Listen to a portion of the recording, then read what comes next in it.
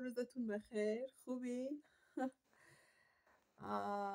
یه چیزی میخوام باهاتون شیر کنم راجع به اینکه ما احساساتمون نیستیم، ما افکارمون نیستیم و وقتی که بفهمیم ما چیا نیستیم، اون وقت به هویت واقعیمون پی میبریم، میبینیم چه قدرتی تو ما هست، چه قدرتی در ما نهفته است و ما یادمون رفته بوده.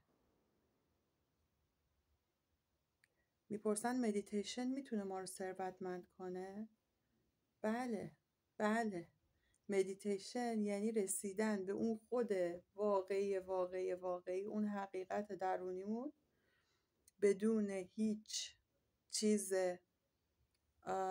دروغین که به ما نسبت داده شده و ما نیستیم و به ما خوروندن، خودمونم قبولش کردیم، همه اون هویت ها رو که کنار زدیم، تازه پی میبریم به قدرتمون و میبینیم که چه خالق بزرگی در ما نهفته است.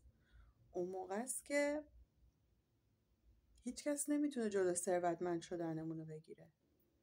اوشو میگه گاندی در ظاهر خیلی ساده زیست بود، اما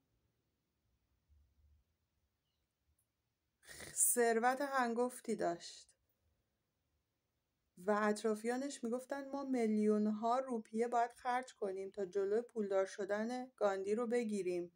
ببین وقتی شما به اون قدرت میرسید، یعنی قلق فرکانس ثروت رو تو وجود خودتون پیدا میکنید، دیگه اصلا کسی نمیتونه، میباره، خودش میباره. شما تو اون فرکانس قرار دارید، از زمین و زمان میباره، اصلا لازم نیست دنبالش باشید، چون محدودیت رو کنار زدید.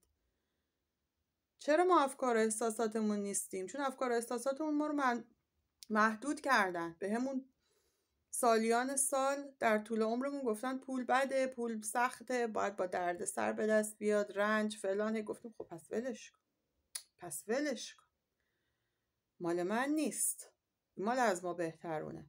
ثروتمنده؟ حتما آدم بدیه. پس منم اگه ثروتمند بشم حتما پول یکی رو خوردم.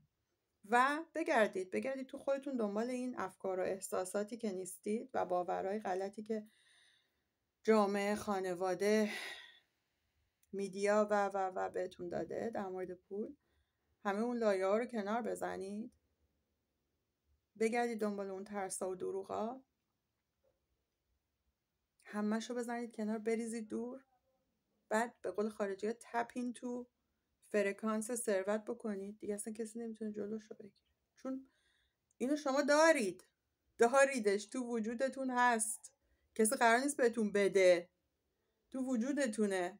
فقط کافیه که یادتون بیاد که اونا دروغه و به اون حقیقت دست پیدا کنید تو وجود خودتون از زیر اون لایه ها.